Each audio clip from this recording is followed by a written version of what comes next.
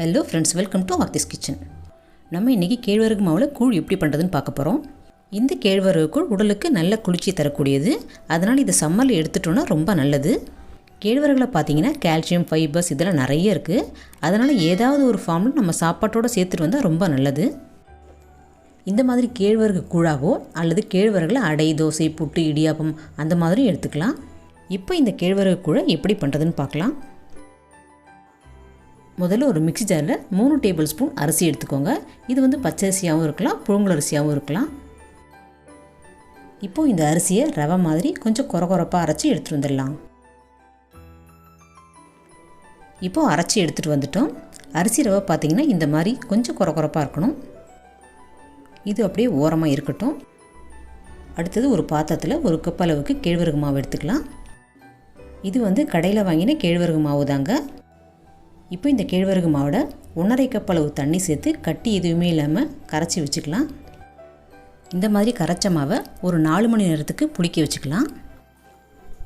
புளிக்க வச்சுட்டு கூழ் செய்யும்பொழுது கூழ் நல்ல டேஸ்ட்டாகவும் இருக்கும். அதோட ஹெல்த் பெனிஃபிட்ஸும் அதிகமாக கிடைக்கும் நமக்கு.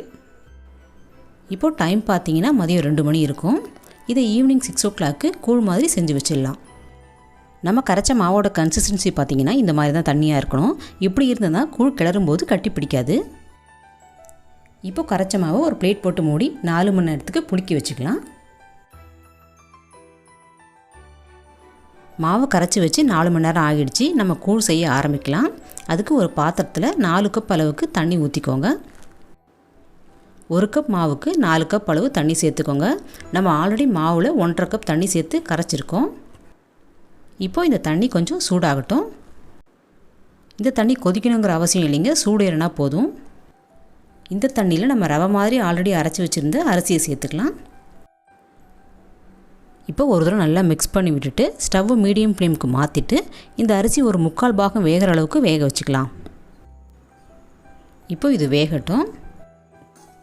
இந்த அரிசி ரவை ஒரு 5லேருந்து 7 நிமிஷத்துக்குள்ளேயே வெந்துடும். இப்போ ஓப்பன் பண்ணி பார்க்கலாம். பாருங்கள், இந்த அரிசி ரவை வெந்துருச்சு.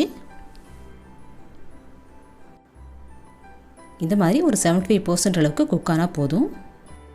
இந்த ஸ்டேஜில் நம்ம ஆல்ரெடி கரைச்சி புளிக்க வச்சுருந்த ராகி மாவு இதோட சேர்த்துக்கலாம். மாவை சேர்க்குறதுக்கு முன்னாடி இந்த மாதிரி கரண்டியால் நல்லா கரைச்சி விட்டுக்கோங்க. இந்த மாதிரி நல்லா கரைச்ச மாவை இந்த அரிசி ரவையோடு சேர்த்து கொஞ்சம் கொஞ்சமாக ஊற்றிட்டே கிளறிக்கோங்க.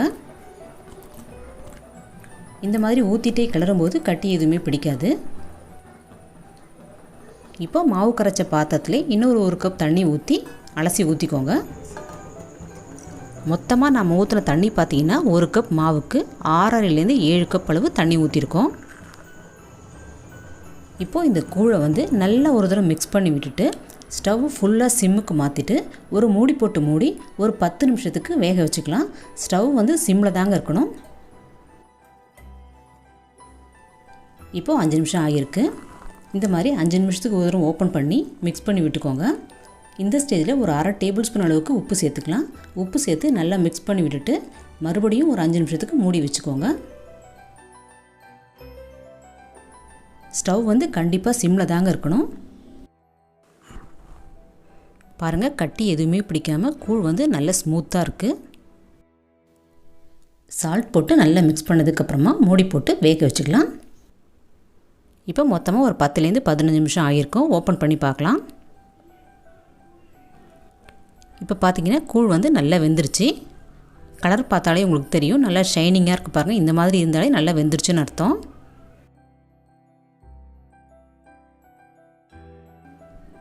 இப்போ கூழ் வெந்துருச்சான்னு எப்படி செக் பண்ணுறதுன்னு பார்த்தீங்கன்னா, இந்த மாதிரி கையில் தண்ணி தொட்டுட்டு இந்த கூழ் மேலே தொட்டு பார்த்தீங்கன்னா கையில் கொஞ்சம் கூட ஒட்டாது.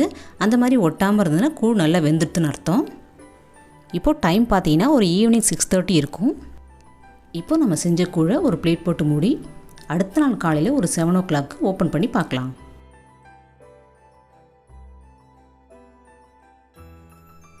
இப்போது மார்னிங் 7 o'clock ஓப்பன் பண்ணி காமிக்கிறேன்.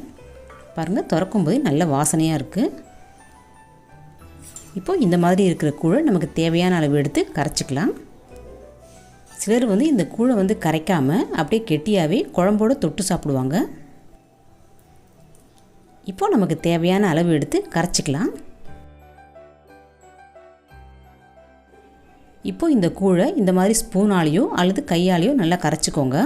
கையால் கரைச்சா நல்லா கரைக்கலாம். இந்த மாதிரி நல்லா கரைச்சதுக்கப்புறமா நமக்கு தேவையான அளவு தயிரோ அல்லது மோரோ சேர்த்துக்கலாம். நான் இன்றைக்கி இந்த மாதிரி நல்லா கெட்டியான தயிராக சேர்த்துக்கிறேன். இந்த கேழ்வரகு கூழோட தயிர் சேர்க்கறதுனால கூழ் வந்து நல்ல டேஸ்ட்டாகவும் இருக்கும், அதே சமயம் உடலுக்கு நல்ல குளிர்ச்சியும் கொடுக்கும். இந்த மாதிரி தயிர் சேர்த்து கரைச்சதுக்கப்புறமா உங்களுக்கு கூழ் எந்த அளவுக்கு திக்னஸாக வேணுமோ அந்த அளவுக்கு தண்ணி சேர்த்துக்கோங்க. இப்போது நான் இதில் ஒரு 3/4 கிளாஸ் அளவு தண்ணி சேர்த்து கரைச்சிட்டேன். அடுத்தது இதோடு சேர்க்கறதுக்கு ஒரு 7 சின்ன வெங்காயத்தை இந்த மாதிரி நைஸாக சாப் பண்ணி சேர்த்துக்கோங்க. இது சேர்க்கறனால கூழ் வந்து நல்ல டேஸ்ட்டாகவும் இருக்கும், அதோட சின்ன வெங்காயம் சேர்க்கறனால உடலுக்கு நல்ல குளிர்ச்சியாகவும் இருக்கும். அடுத்தது சின்னதாக ஒரு பச்சை மிளகாய் இந்த மாதிரி நைஸாக சாப் பண்ணி சேர்த்துக்கோங்க. அது கூடவே கொஞ்சமாக கொத்தமல்லி தழை சேர்த்துக்கோங்க. கடைசியாக உங்கள் டேஸ்ட்டுக்கு தகுந்த அளவு உப்பு சேர்த்துக்கோங்க. உப்பு சேர்த்து மிக்ஸ் பண்ணால் நம்ம கூழ் சூப்பராக ரெடி ஆகிடுச்சுங்க. இந்த சம்மர் சீசனுக்கு நல்ல ஒரு ஹெல்த்தியான பிரேக்ஃபாஸ்ட்டுங்க இது. இந்த கூழோட தொட்டு சாப்பிட்றதுக்கு நான் இன்றைக்கி கொஞ்சமாக சின்ன வெங்காயம் எடுத்து வச்சுருக்கேன். அடுத்தது கொஞ்சமாக வேர்க்கடலை உரிச்சி எடுத்து வச்சுருக்கேன். அடுத்தது இஞ்சி, ஒரு 2 பச்சை மிளகாய். என்னோடய சாய்ஸ் எதுன்னு பார்த்தீங்கன்னா இந்த வேர்க்கடலையும் இஞ்சி ஊறுகாயும் தாங்க. இது ரெண்டோடையும் இந்த கூழ் சாப்பிடும்போது செம்ம டேஸ்ட்டாக இருக்குங்க. இந்த இஞ்சி ஊறுகாய் எப்படி பண்ணுறதுங்கிறத நெக்ஸ்ட் வீடியோவை அப்லோட் பண்ணிவிட்டு அதோட லிங்க்கை டிஸ்கிரிப்ஷன் பாக்ஸில் கொடுக்குறேன். விருப்பப்பட்ட செக் பண்ணி பார்த்துக்கோங்க. நீங்களும் இதே மெஷர்மெண்ட்டோட இந்த கேழ்வரகு கூழை செஞ்சு பாருங்கள், பர்ஃபெக்டாக வரும். இந்த ரெசிபி உங்களுக்கு பிடிச்சிருந்தா லைக் பண்ணுங்கள், ஷேர் பண்ணுங்கள். உங்கள் ஃபீட்பேக்கை கமெண்ட்ஸில் சொல்லுங்கள். மறக்காமல் ஆர்த்திஸ் கிச்சனை சப்ஸ்கிரைப் பண்ணி வச்சுக்கோங்க. தேங்க்யூ.